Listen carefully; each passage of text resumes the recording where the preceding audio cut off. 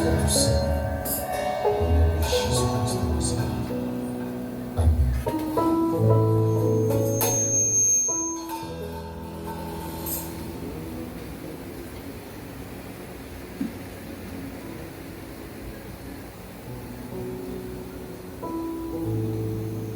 Père glorieux, sois élevé ce matin, sois adoré, magnifié, sois célébré, parce que tu es royalement assis dans l'assemblée de ton peuple ce matin. Nos yeux spirituels contemplent ta gloire et ils fléchissent devant toi. Nos cœurs te célèbrent et t'adorent ce matin, parce que toi seul tu es Dieu. C'est devant toi que nous sommes venus. Nous sommes venus pour te louer, pour t'adorer. Nous sommes venus pour écouter ta parole et que cette parole nous transforme. Seigneur Dieu Tout-Puissant, c'est l'occasion. Nos oreilles sont ouvertes. Nos cœurs sont disposés à entendre et à recevoir. Parle-nous ce matin, Seigneur Dieu. Corrige-nous, ô Père. Ôte de nos vies tout ce qui ne te glorifie pas. Et rends-nous agréables à toi par ta grâce.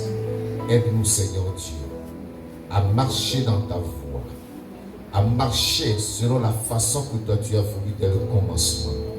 Nous te disons merci ce matin. Nous demandons, Père, que tu étendes ta puissante main, afin que, Père, tout ce qui ne glorifie pas ton nom, toute présence qui ne t'honore pas ici, soit chassé du milieu de nous au nom de Jésus. Saint-Esprit, bouge maintenant dans cette assemblée et manifeste ta puissance.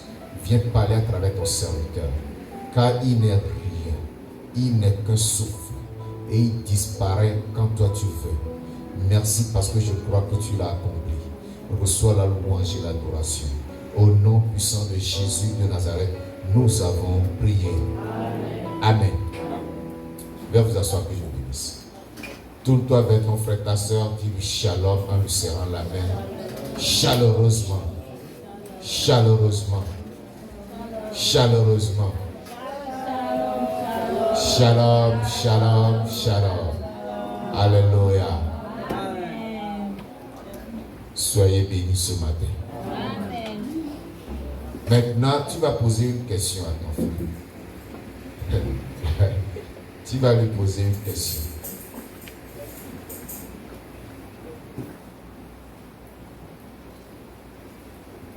Toute cette course-là, c'est pour aller où? C'est-à-dire, on court, on va où? Demande à ton frère, toute la course-là, c'est pour aller où? Pose-lui la question, pose la question, toute la course-là, c'est pour aller où? Toute la course-là, c'est pour aller où? Quelqu'un t'a répondu? Hein? Alléluia. Est-ce que quelqu'un peut me donner la réponse à cette question? Toute la course-là, c'est pour aller où? Nous voyons le soleil, quand le soleil se lève, nous le voyons se lever, n'est-ce pas? Et il court, puis il disparaît quelque part, la nuit tombe. Le soleil a un but lorsqu'il se lève. Toi, quand tu cours comme ça, là, tu cherches quoi? C'est pour aller où? Réponds à ton frère. Réponds à celui qui t'a posé la question. Tu es sûr que c'est pour aller au ciel? Tu es sûr que c'est pour aller au ciel que tu cours? Ok. Maintenant, comment tu iras au ciel? Ça, c'est la grande question. C'est la même réponse à ton frère. Comme tu m'as dit que tu iras au ciel, comme tu m'as dit que la course là, c'est pour aller au ciel là. Maintenant, comment tu vas aller au ciel?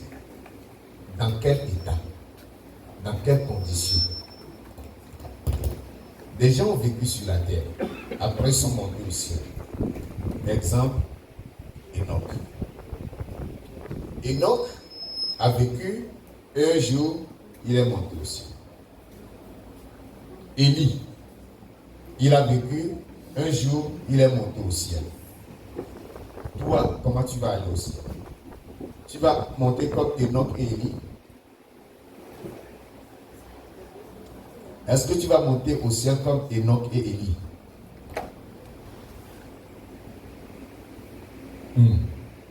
C'est la question que je vous pose.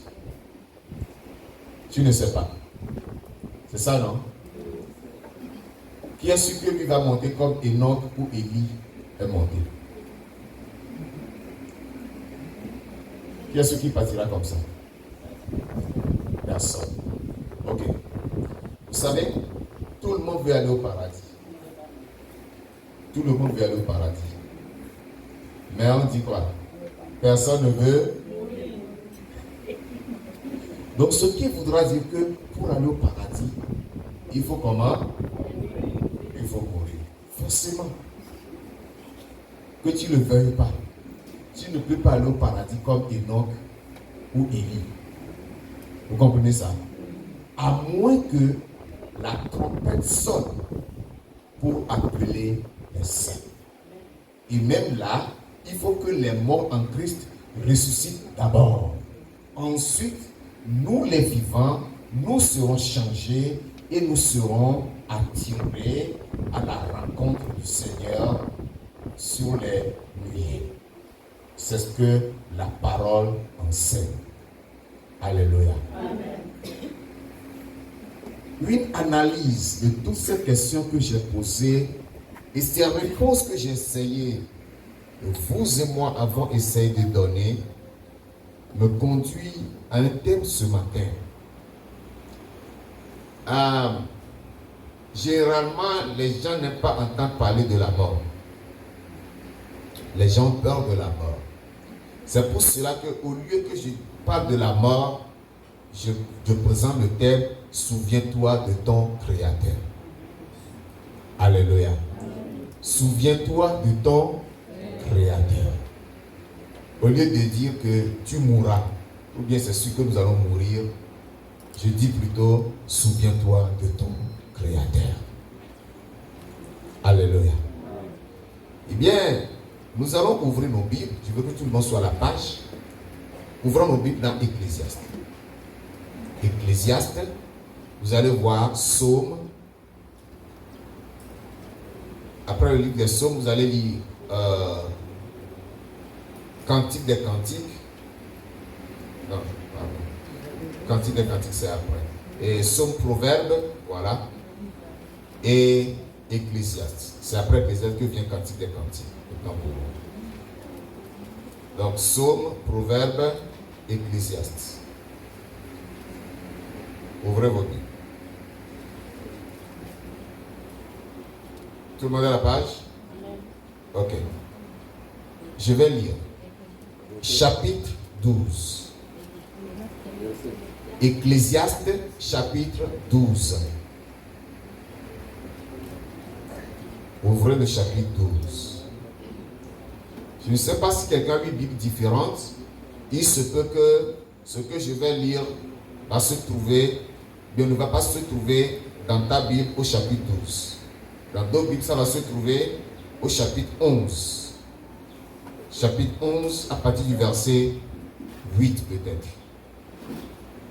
Pas du chapitre 8 peut-être. À partir du verset 8 peut-être. Dans le chapitre 11, verset 8 peut-être. Mais dans le chapitre 12, dans la version que j'ai, dans la version Louis II, d'accord? C'est le chapitre 12. Je vais lire à partir du verset 1er jusqu'au verset 10e. Ecclésiaste chapitre 12, du verset 1er au verset 10e.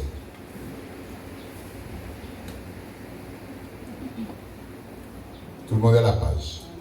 Je lis la parole de Dieu au nom de Jésus. Suivez bien la lecture. Jeune homme, réjouis-toi dans ta jeunesse. Livre ton cœur à la joie pendant les jours de ta jeunesse.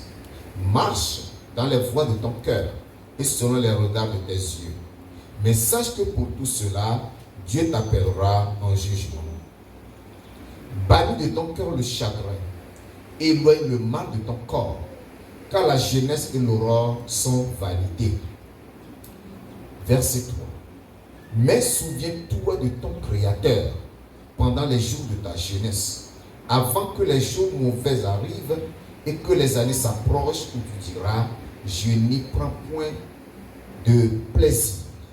Avant que s'obscurcissent le soleil et la lumière, la lune et les étoiles, et que les nuages reviennent après la pluie, temps où les gardiens de la maison tremblent où les hommes forts se courbent, où celles qui moulent s'arrêtent parce qu'elles sont diminuées, où ceux qui regardent par les fenêtres sont obscurcis, où les deux battants de la porte se ferment sur la rue, quand s'abaisse le bruit de la meule, où l'on se lève au chant de l'oiseau, où s'affaiblissent toutes les filles du champ, où l'on redoute ce qui est élevé, où l'on a des terreurs en chemin, où l'amandier fleurit, où la sauterelle devient pesante et où la capre n'a plus d'effet, car l'homme s'en va vers sa demeure éternelle et les pleurs parcourent les rues. Avant que le cordon d'argent se détache, que le vase d'or se brise, que le seau se rompe sur la source et que la roue se casse sur la citerne. Avant que la poussière retourne à la terre comme elle y était et que l'esprit retourne à Dieu qui l'a créé. Vanité des vanités, dit l'Ecclésiaste, tout est vanité. Amen. Amen. Ce livre d'Ecclésiaste, ce livre, lorsque vous l'ouvrez, dès le premier chapitre que vous commencez à le lire, vous serez découragé, sinon déçu de la vie elle-même. Parce que ce livre vous dira, vanité des vanités, tout est vanité. Ce qui voudra dire que tout ce que nous faisons, et comme il a si bien dit, n'est que poursuite du vent. On ne peut pas saisir le vent. Ainsi, nous courons du matin au soir sans rien saisir. Toutes nos tracasseries, toutes nos courses nous dirigent vers un seul but, la mort. C'est tout. Tout ce que nous réalisons, tout ce que nous mangeons, tout ce dont nous pouvons nous vêtir, tout cela nous conduit vers la mort. Ce qui voudra dire que tout le monde mourra. Mon tour viendra, je m'en irai. Ton tour viendra, tu t'en iras. Mais pendant que nous sommes sur terre, nous devons nous souvenir de notre Créateur. Parce qu'il arrivera un temps où ce qui te fait courir aujourd'hui, où ce qui t'engage dans cette course interminable, te dégoûtera, où tu n'auras même plus la force de le réaliser, où tu diras, mais enfin, tout ça là pourquoi? Cette vie est un mystère. Cette vie est un mystère. Vous allez voir un jeune homme, il termine ses études, il cherche le travail, dès qu'il a le travail, l'objectif c'est de construire une maison. Il va construire une grande maison, avec beaucoup de chambres à l'intérieur, parce qu'il se dit, je suis en train de faire des enfants, il faut que mes enfants soient à l'aise, il faut que je sois à l'aise, il faut que lorsque l'étranger vient chez moi, il soit à l'aise. Il va construire une grande maison. Mais, à un moment donné, il va se retrouver dans sa maison avec sa femme et lui-même. Parce que les enfants ont grandi. Chaque enfant veut son indépendance, son autonomie. Les enfants, ils iront louer ou bien ils vont se construire leur propre maison. Là déjà nous voyons la vanité. Tout l'investissement devient quoi? Toutes les pièces que les enfants ont abandonnées deviennent la demeure des cafards, des geckos et des lézards, des fourmis. C'est tout. Cela nous montre que tout ce que nous faisons sur terre n'est que pour un temps. D'où l'Ecclésiaste a raison de dire, vanité des vanités, tout est vanité. Pire encore, le jour où tu t'allonges, le jour où le cordon d'argent se rompt, comme nous l'avons lu, le jour où ce cordon se détache, c'est-à-dire que le jour où tu meurs, on te sort de cette grande maison Et on te réserve une demeure de 2 mètres de long. C'est tout. Vrai ou faux? C'est là la fin de toute la course que tu as eu à faire sur terre. La question que nous devons nous poser est de savoir s'il y a une suite à cela. C'est que quand tu arrives dans cette petite demeure qui ne fait même pas une pièce de ta maison, qui ne fait même pas la cuisine de ta maison, qui ne fait même pas ta douche, lorsque tu arriveras là-bas, la question est de savoir s'il y a une suite. Et c'est cette question que j'aimerais répondre ce matin. Évidemment, il y a une suite. Ceux qui pensent qu'il n'y a plus de suite se trompent. Ceux qui pensent que lorsque tu meurs, c'est la fin de tout, ceux-là se trompent. La mort, en réalité, n'est qu'une transition vers l'éternité. Alléluia. Une transition.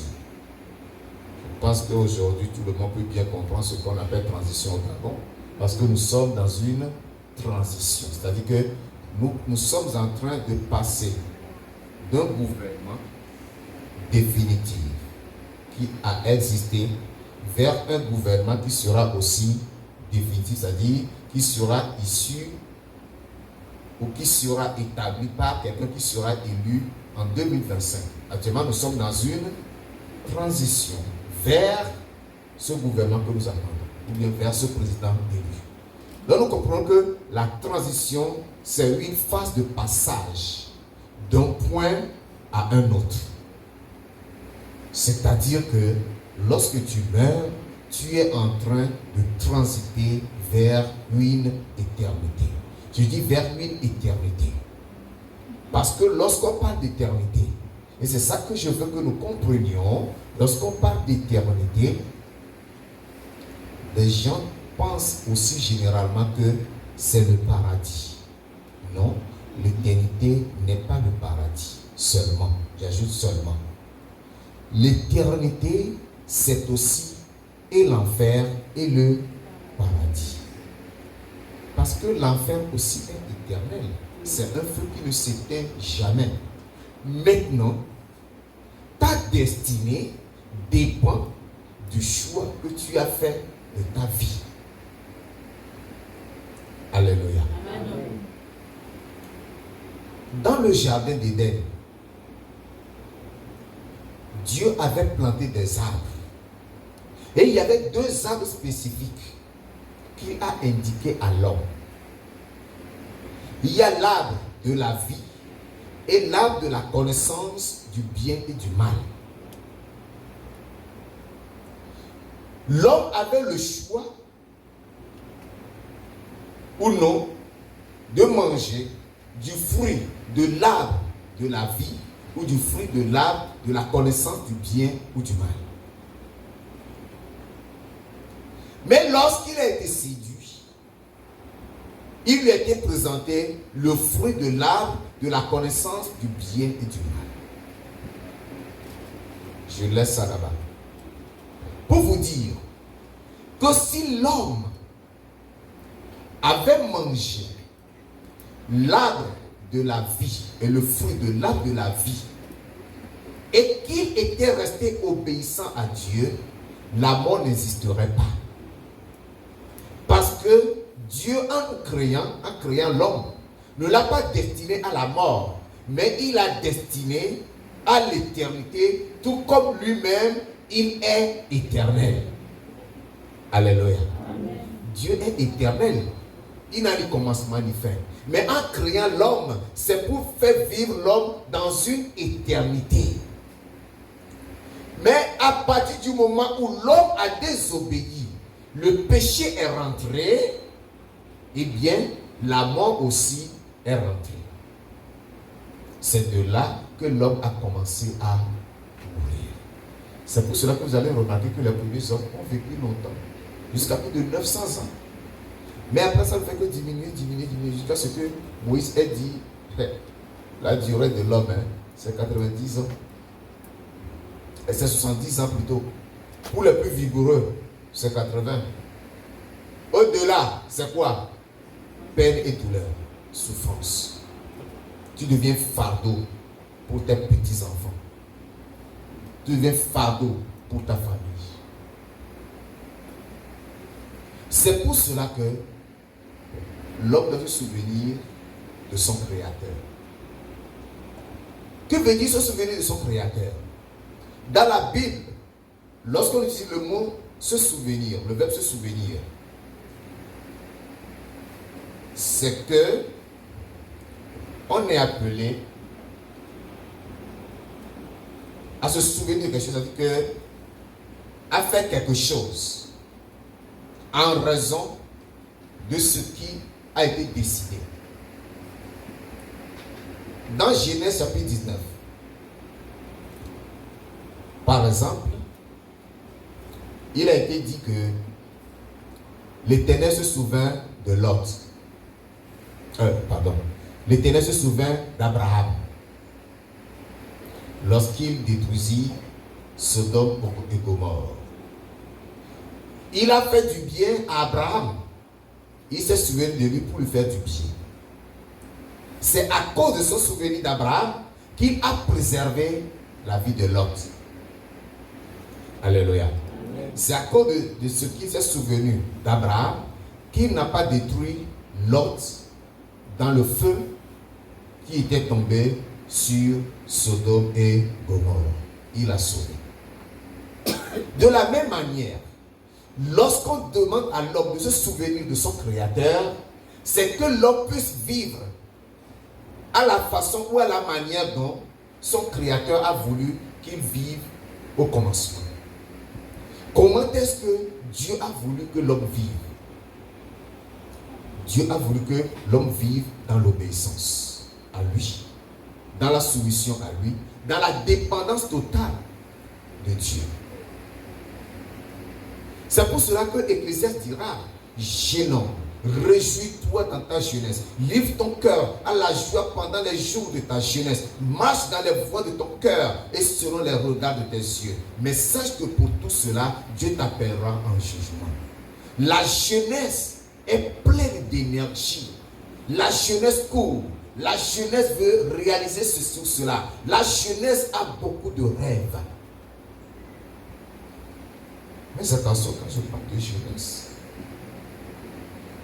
je veux qu'on comprenne aussi que la jeunesse n'a pas de limite en réalité. Tant que tu vis, tu demeures jeune. Parce que tu as encore des désirs, tu as encore des ambitions, tu as encore des rêves. Pendant que tu cours, tu vas à gauche, à droite, tu t'agites pour ceci, pour cela. Il te dit, souviens-toi donc de ton Créateur. Je vais faire ci, je vais réaliser ça, je vais acquérir ça, je vais posséder cela, je vais me réjouir, je vais livrer mon cœur au plaisir. Au milieu de toutes tes préoccupations là, souviens-toi de ton Créateur, c'est-à-dire que rappelle-toi que c'est Dieu qui t'a créé et t'a destiné à l'adorer, à marcher devant lui en toute obéissance et soumission. Bien-aimé, tout ce que l'homme possède est éphémère, c'est-à-dire que c'est passager, c'est pour un temps. Tout ce que l'homme peut faire, tout ce qui peut arriver à un homme, elle l'a tout juste pour un petit temps. Ce qui durera éternellement, c'est ta communion avec Dieu. Alléluia. C'est pour cela que le Seigneur a dit, le ciel et la terre passeront, mais mes paroles ne passeront point. Alléluia. Ce que Dieu a dit sur la vie de l'homme n'aura jamais fait. Cela ne passera pas. Il a dit, sache que après tout cela, Dieu t'appellera en jugement. Ça c'est écrit, rien ne pourra changer cela.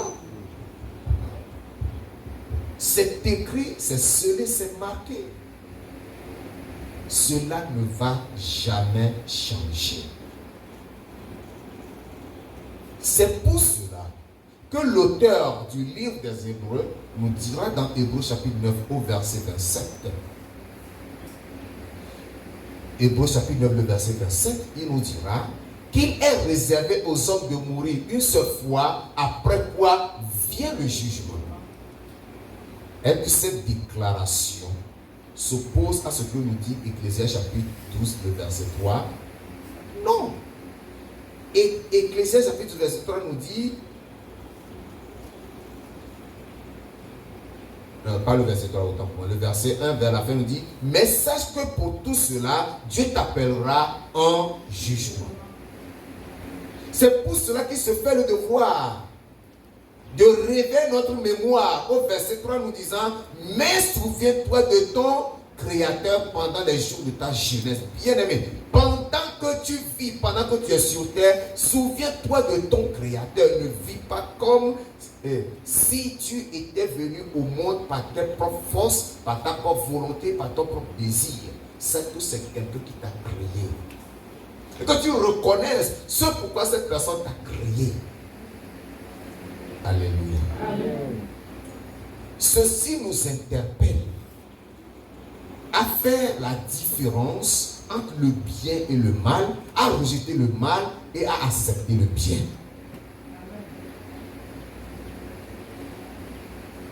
La vie de l'homme n'est rien. Cette vie,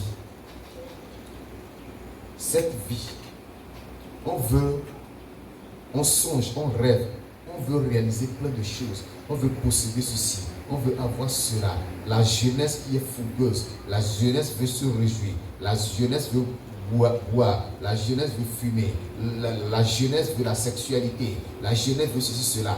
Tout cela, ce n'est qu'une vanité. Écoutez ce que la parole de Dieu nous dit.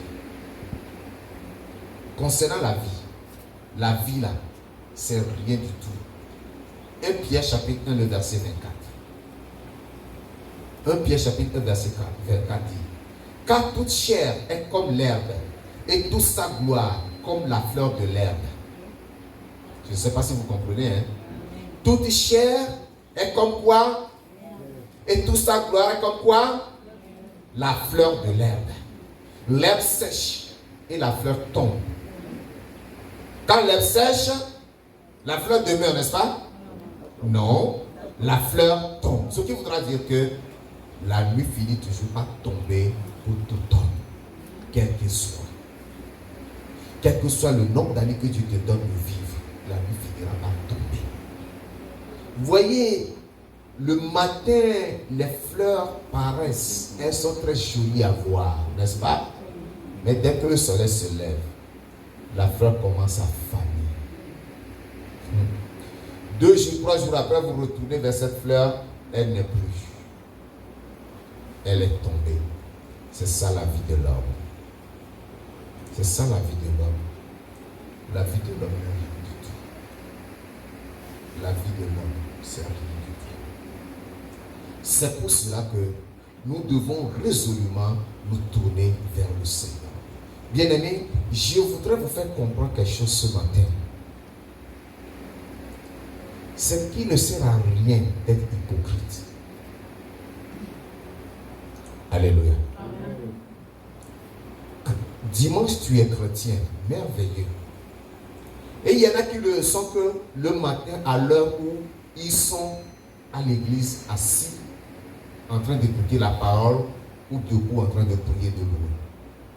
Dès qu'ils sortent de là, leur vie change automatiquement. Ils deviennent autre chose. Tu trompes qui? Tu trompes qui? La parole de Dieu te fait comprendre que la vie là a une fin. Hein? Ecclésiaste que nous avons lu, lorsque vous considérez du verset 5 au verset 9, nous montre que la jeunesse commence à prendre fin. Quand bien même j'ai dit que la jeunesse n'a pas de limite, ça commence à nous montrer à partir du verset 5 jusqu'au verset 9 que il y a un processus qu'on appelle le processus de vieillissement. Quand tu commences à vieillir, c'est-à-dire quand tu prends de l'âge, Jésus qui te dit, mais pourquoi même j'avais fait ça? Pourquoi cette folie? Ta chair prends tout ce qui était pour toi un plaisir en dégoût. La chair est fatiguée de ça, la chair est dégoûtée de ça. C'est comme une nourriture que tu manges et puis tu es fatigué, tu ne veux plus de cette nourriture. Même quand tu sens la nourriture, son odeur même t'étouffe ou bien te donne la nausée. Et ce processus de vieillissement conduit l'homme exonératement vers quoi? Vers la mort. Plus tu vieillis, plus tu tends vers la mort. Il faut que nous prenions cette conscience. Il faut que tu prennes conscience que chaque année qui passe te rapproche plus de la mort. C'est pourquoi tu dois te souvenir de ton Créateur.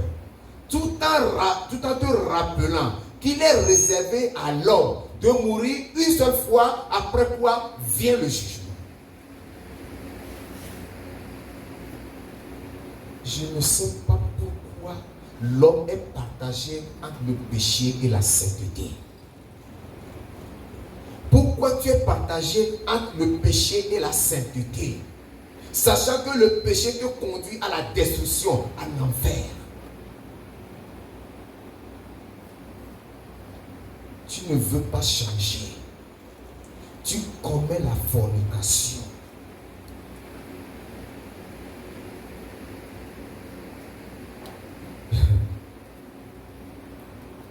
Des femmes qui vont au marché. Tu dis à ton mari, tu es au marché pendant que ton mari a son travail, a son chantier, a son bureau, a ses affaires. Toi, si tu es au marché, ton mari dit, oui, ma femme est au marché. Toi seul, tu sais si vraiment tu es au marché. À un moment, quand tu dis à ta voisine, hey, Marco, j'arrive, regarde ma marchandise. Tu vas où? Question simple, hein? Question simple. Tu es parti où? Il m'arrive d'analyser des choses, d'analyser certaines choses. Et dans mes analyses, je reçois des réponses. Et ces réponses peuvent me tromper, et ces réponses peuvent aussi me dire la vérité. Lorsqu'il y a un marché, et à côté du marché, ou non loin du marché, il y a un motel, il se passe quoi? Ce sont les gens du marché qui font le travail. Vrai ou faux? Vous pensez que quelqu'un va quitter le quartier, aller traverser le marché avant d'aller au motel? Ce sont les gens du marché qui vont dans les motels, les hommes comme les femmes. C'est du banditisme. Et celui qui a construit le motel à côté du marché, il a bien calculé. Toi qui vas au marché, que tu sois homme ou femme, tu fais les détours par là. Pourquoi tu te trompes? Ou tu restes là dans le marché et après c'est pour rentrer avec un homme. Élève, tu te laves bien, tu prends ton sac, tu t'habilles, tu dis, au revoir papa, au revoir maman. Il dit, bonne journée, passe bien tes cours. Tu sors des cours, tu prends des bifurcations. Tu as d'autres tenues de rechange dans ton sac. Parents, fouillez les sacs de vos enfants. Fouillez leur sac avant qu'ils ne partent. Il se passe des choses horribles. Et quand tu reviens le soir, tu vas prier avec papa et maman. Et vous allez dormir. Le dimanche, tu es à l'église. Papa et maman savent que tu es une fille chrétienne vraiment consacrée. Tu chantes, tu loues, tu lis la Bible. C'est toi qui commandes vraiment la Bible quand vous faites la dévotion. Waouh! Mais toi, tu sais quand tu sors de l'école, surtout les vendredis soirs, tu sais là où tu vas.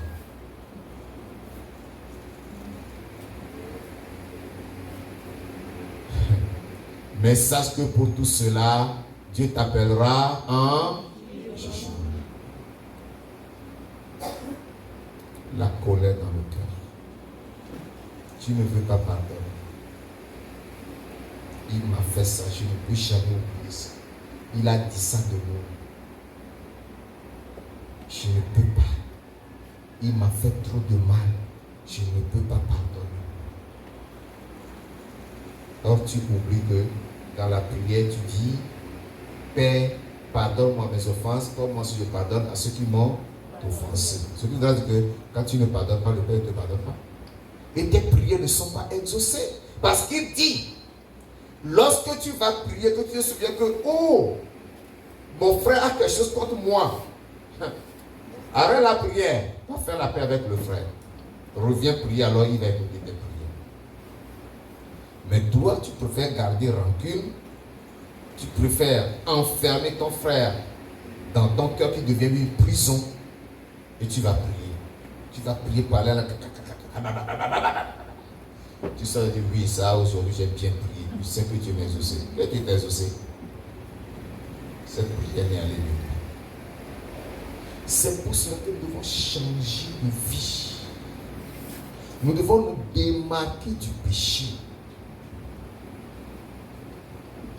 Ce serait vraiment insensé pour quelqu'un de dire, moi je prie à l'église de la sainteté. Et qu'à côté, tu vis encore dans le péché. Tu vis encore dans l'hypocrisie. Tu vis encore dans le mensonge. Tu vis encore dans la fornication. Tu vis encore dans le vol. Il y a la rancune. Il y a l'envie. Il y a la jalousie. Ta vie ne change pas. La méchanceté est là. Bien-aimé, tu te moques de qui? Tu te moques de toi-même. Tu dis non, la grâce est là. Demain, je vais changer. Qu'est-ce qui t'empêche de changer aujourd'hui? Ce qui t'empêche de changer aujourd'hui t'empêchera de changer demain. Il faut que tu le saches. Si aujourd'hui tu ne peux pas traiter ce qui t'empêche de changer, ce n'est pas demain que tu vas traiter avec lui. Change aujourd'hui. Rejette le péché aujourd'hui. Abandonne le mal aujourd'hui. Il faut que tu saches que quoi que tu fasses, Dieu t'appellera en... C'est la parole. Ce n'est pas moi. C'est la parole, c'est écrit. Que tu le veuilles ou pas, tu seras appelé en jugement. Et puis la mort, c'est un voyage sans retour. C'est un seul billet que tu achètes. Billet aller simple. Pas de retour. Pas de retour. La parole est claire. Il est réservé aux hommes de mourir une seule fois. Après quoi vient le jugement. Est-ce que quelqu'un meurt deux fois? Depuis que je suis né jusqu'aujourd'hui, avec l'âge que j'ai aujourd'hui, je n'ai pas encore vu quelqu'un mourir, revenir à la vie et mourir. Sérieux, c'est fou. Et ce qui se passe de l'autre côté, les vivants ne le savent pas. Mais les Écritures nous renseignent qu'après cela, il y a un jugement. C'est pourquoi, bien aimé, nos cœurs doivent être remplis d'amour. Nous devons aimer Dieu. De toute notre force, de toute notre pensée, de toute notre âme, et de tout notre esprit. Nous devons aimer nos frères, nos soeurs, nos semblables, comme nous-mêmes. Il ne faut pas que l'amour soit entaché d'hypocrisie. Disons-nous la vérité. Aidons-nous. Tenons-nous les mains dans les mains pour aller aussi. Alléluia. Le sujet de la mort est un sujet qui rend des gens tristes ou qui rend des gens pensifs, soucieux. Ils se demandent, oh, donne-moi si je vais mourir. Mais en fait, quand tu mourras, tu ne sauras même pas si tu es mort. Parce que tu vas poursuivre ton voyage là-bas, tu vas continuer les activités. Quelle activité? Tu auras jugement. Ce sont tes activités. Tu vas continuer. Tu vas te lever, tu vas regarder que ton corps est allongé, mais voilà ton autre qui s'en va. Tu entames un autre voyage. Pour aller où? Là où tu vas est déterminé par ce que tu as fait de Dieu dans ta vie. Ce que tu as fait de la parole de Dieu. Si tu as reçu cette parole, si tu l'as gardée, si tu as obéi à Dieu, cette parole qui te conduira dans l'éternité, dans le royaume céleste. Mais si tu l'as rejeté, foulé aux pieds, Tu ne vas pas dire à Dieu, Dieu, mais pourtant, j'étais allé une fois à l'église, on a prêché contre le péché. Le jour-là, je me suis repenti. J'ai même levé la main quand on avait lancé l'appel. J'ai répondu à l'appel. J'ai donné ma vie à Jésus. Mais seulement que je n'allais plus, seulement que j'étais découragé, seulement que le frère m'a offensé, seulement que la soeur a mal parlé de moi, et moi je n'ai plus continué. J'ai préféré rester chez moi et j'étais adoré en secret. J'ai adoré, c'était dans la sainteté. Aucune raison ne tiendra devant Dieu le jour-là. L'homme n'aura même pas le temps de parler pour dire quoi que ce soit. Parce que toute ta vie sera un film projeté sur un écran que toi tu verras.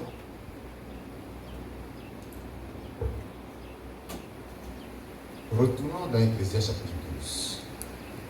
Lisons cette fois-ci les versets 15 et 16. Ecclésiaste chapitre 12, versets 15 et 16.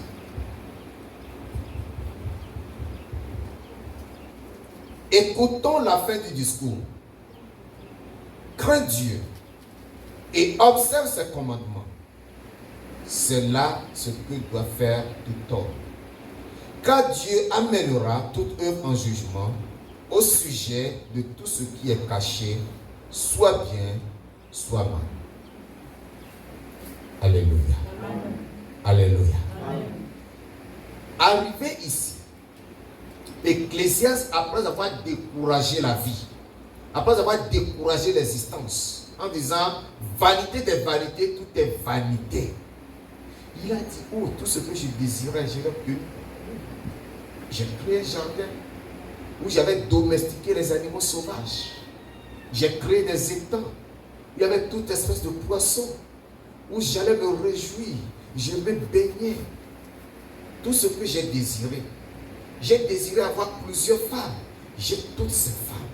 Mais tout cela n'est que vanité des vanités.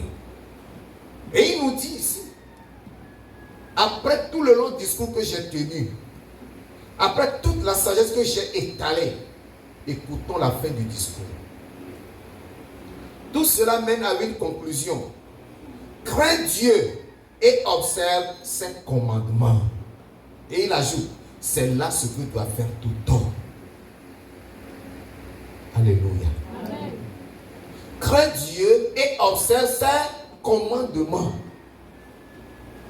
Ce qui voudra dire que personne n'est exempté, tout le monde est concerné par cet impératif qui consiste à craindre Dieu et à observer ses commandements. C'est un impératif, c'est une obligation pour toi de craindre Dieu et d'observer ses commandements. Tu rejettes les commandements de Dieu aujourd'hui, tu ne crains pas Dieu, tu fais tout ce que tu veux, tu le fais contre toi-même et non contre quelqu'un et ni contre Dieu. Parce que cela te revient. Cela te revient. C'est pour cela que le verset 16 se veut plus explicite en nous disant, car Dieu amènera toute œuvre en jugement. Toute œuvre, bonne œuvre, mauvaise œuvre, toute œuvre sera amenée en jugement. Au sujet de tout ce qui est caché. Ce que tu as caché, la vie que tu as cachée à tes parents, la vie que tu as cachée à ton épouse, la vie que tu as cachée à ton époux, la vie que tu as cachée à ton pasteur, la vie que tu as cachée à ton partenaire de prière, le jour-là, tu vas rendre compte de cette vie. Soit bien, soit mal. C'est pour cela que Jacques dit, confessez donc vos péchés les uns aux autres et vous serez guéris. Il faut confesser, il faut rien garder. Tout cela sera amené en jugement. Si tu ne crains pas le jugement de Dieu, c'est qu'à la place de ton cœur, tu as du caillou. Tu n'as pas un cœur, tu as du caillou. Parce que le jugement de Dieu est le jugement le plus terrible. C'est un jugement où il n'y a pas un seul grain de miséricorde ou de compassion. Il n'y a pas la pitié là-bas. Le temps de la pitié, c'est le temps de ta vie, c'est le temps de grâce que tu vis. Tu pourras dire, Dieu ait pitié de moi, Dieu ait compassion de moi, Dieu m'a fait grâce, accorde-moi ta miséricorde. Là, il pourra t'écouter pour que tu te répandes. Après, lorsque tu auras fermé tes yeux, lorsque ton âme et ton esprit se seront séparés de ton corps et que le corps va retourner à la poussière comme il a été créé au départ, il n'y aura plus de miséricorde, de pitié. Alléluia. Comprends cela. Et sache que si tu pensais que lorsqu'on meurt, c'est la fin, tu te trompes. Quand on meurt, la fin qui vient, c'est la fin de ce maillot que nous chérissons, c'est-à-dire de cette chair-là que nous aimons. On se lave, on l'embellit, et les femmes qui sont intelligentes vont encore la salir avec des produits de beauté.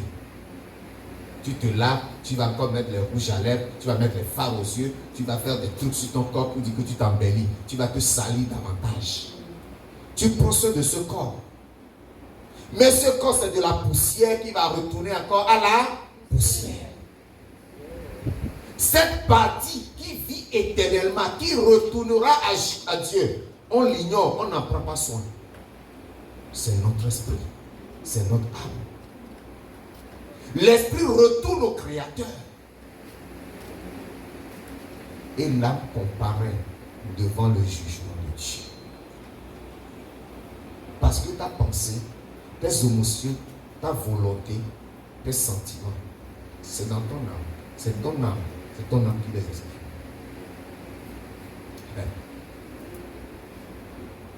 Et ton âme va pousser le corps à désirer des choses. Mais le corps prend sa fin. L'âme doit rendre compte. Tu embellis le corps et tu négliges l'âme. Tu ne cherches pas là-dedans de ton âme.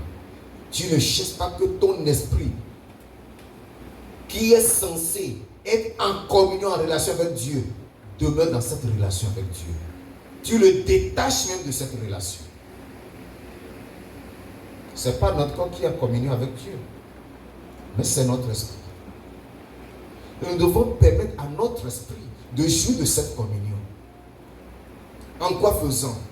En écoutant la parole de Dieu, en mettant la parole de Dieu en pratique, en marchant avec Dieu tous les jours de notre vie.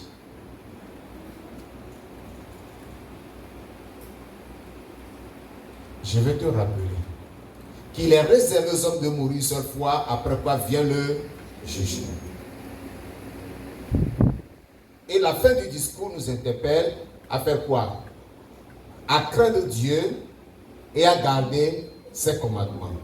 Parce que c'est ce que doit tout homme. Pourquoi? Parce que Dieu amènera toute œuvre en jugement au sujet de ce qui est caché, de tout ce qui est caché, soit bien, soit mal. Alléluia. Amen. Quand on vient dans la maison de Dieu, c'est pour laisser tomber quelque chose. C'est pour abandonner quelque chose. Et c'est pour prendre quelque chose. Ce matin, je veux que tu puisses laisser tomber quelque chose de ta vie. Ces choses que toi, tu vois qu'elles s'attachent à toi et te tirent vers l'enfer, laisse-le. Alléluia. Amen. Abandonne ça. Prends quelque chose qui te propulse vers le paradis. Prends la vérité. Prends la justice. Prends la sainteté. Prends la vie sans péché qui puisse te propulser vers le paradis. Souviens-toi de ton Créateur. Tu as des ambitions, je veux réaliser ça, je veux réaliser ceci. C'est bien beau. Tu veux aussi laisser une marque sur cette terre avant de partir. Je dois me marier, je dois faire des enfants, je dois construire une maison, je dois avoir une voiture, moi aussi. Il faut qu'on parle de moi. Oui, c'est bien beau, c'est merveilleux. Mais qu'est-ce que tu prépares pour ton esprit ou bien quelle est la destinée que tu prépares pour ton âme? C'est ça la grande question. C'est pourquoi, bien aimé, ce matin, je voudrais t'inviter à parler à Dieu sérieusement là où tu es et à prendre une décision intelligente que tu ne regretteras pas. Peut-être c'est la dernière occasion pour certains en m'écoutant ce matin. Mais il faut que tu fasses un choix. Il faut que tu saches qu'après la mort, il n'y a plus de récompense. Après la mort, il n'y a plus à demander pardon. Les prières des hommes ne peuvent pas changer ta situation après la mort. C'est scellé parce que toi-même tu l'as décidé. C'est pourquoi je t'invite ce matin à baisser la tête et à parler à Dieu. Rentre au-dedans de toi. Sonde toi. Abandonne ta vie au Seigneur ce matin. Remets ta vie au Seigneur ce matin.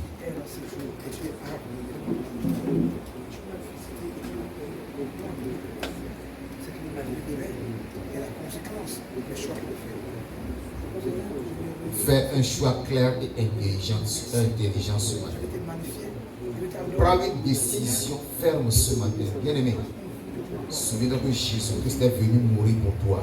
Il a versé son sang à la croix afin que, en croyant en lui, tu sois sauvé, tu sois délivré de la chair, du monde et de Satan.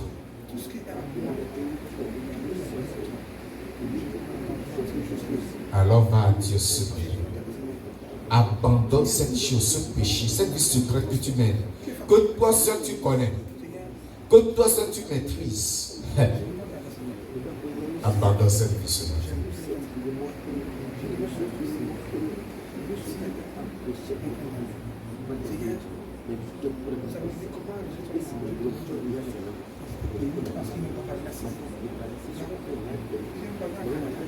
Souviens-toi de ton Créateur. Souviens-toi de ton Créateur. Souviens-toi de ton Créateur. Abandonne le péché. Détourne-toi du mal. Viens à Jésus-Christ. Accepte-le comme ton Seigneur sur le personnel. Engage-toi à marcher avec lui dans une obéissance absolue.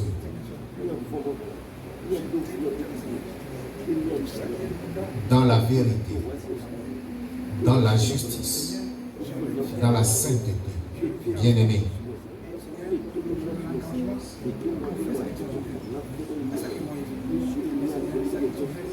tu peux échapper à l'enfer. Tu peux échapper au paradis, j'allais dire. Tu peux fuir le paradis, mais l'enfer va t'accueillir. Tu ne peux pas échapper à l'enfer. Tu peux échapper au paradis. Tu peux t'échapper du paradis, mais tu ne peux pas t'échapper de l'enfer. L'enfer a ouvert sa bouche pour t'accueillir. Pour t'accueillir. Prends la décision de ne pas aller en enfer. Prends la résolution de ne pas aller en enfer. Prends la résolution de te séparer du péché. Ce manteau de péché que tu portes, déchire-le ce matin. Déchire ce manteau de péché ce matin. Jette-le loin de toi. Jette ce manteau de péché loin de toi. Demande que le feu de Dieu brûle ce vêtement de péché. Demande que le feu de Dieu consume ce manteau de péché pour que tu sois libéré dans ta vie. Recommande ton cœur à l'Éternel. Demande à Dieu de sanctifier ton cœur, de purifier ton cœur, de libérer ton cœur de tout péché, de toute ambition maléfique, de toute ambition satanique, de toute ambition démoniaque, de toute ambition pécheresse. Tous ces désirs de péché, rejette-les ce matin. Rejette-les ce matin. Rejette-les ce matin. Et accroche-toi à la parole pour avoir la vie éternelle.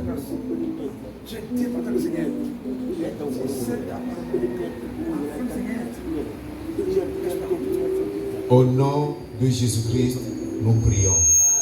Amen. Seigneur grand Dieu, je vais te dire merci ce matin. Merci parce que l'amour que tu as pour nous est grand et merveilleux. En effet, à cause de cet amour, tu nous montres la voie à suivre chaque jour. C'est ainsi que ce matin, tu nous as dit de nous souvenir de notre Créateur. Ce qui voudra dire que tu veux que nous revenions à toi et que nous marchions à la façon dont toi tu as voulu que nous marchions dès la création, en communion avec toi, en intimité avec toi, en toute obéissance à toi et à ta parole. Accorde donc la grâce à tes enfants, Père de gloire, de marcher selon ta volonté au nom de Jésus-Christ. Ceux-là qui sont amorcés et vaincus par le péché, je prie ce matin, Seigneur, que tu les délivres du péché, de la rétrogradation et du refroidissement spirituel au nom de Jésus-Christ. Ceux qui sont tombés, Père, aide-les à se relever. Ouvre leurs yeux et donne la force de se séparer, de se démarquer du mal, de se démarquer des promesses et des jouissances que le diable leur présente pour s'attacher à toi, afin de s'engager résolument sur le chemin de l'éternité qui conduit dans ta gloire au nom de Jésus-Christ. Seigneur, que ta grâce abonde pour tes enfants, pour que mon Dieu marche. Ils s'attachent à toi pour obéir à ta parole. Merci Seigneur parce que j'ai la foi que tu nous as aussi. Que la gloire et l'adoration te soient rendues pour ta fidélité. C'est au nom puissant de Jésus-Christ de Nazareth que nous avons prié. Amen. Amen.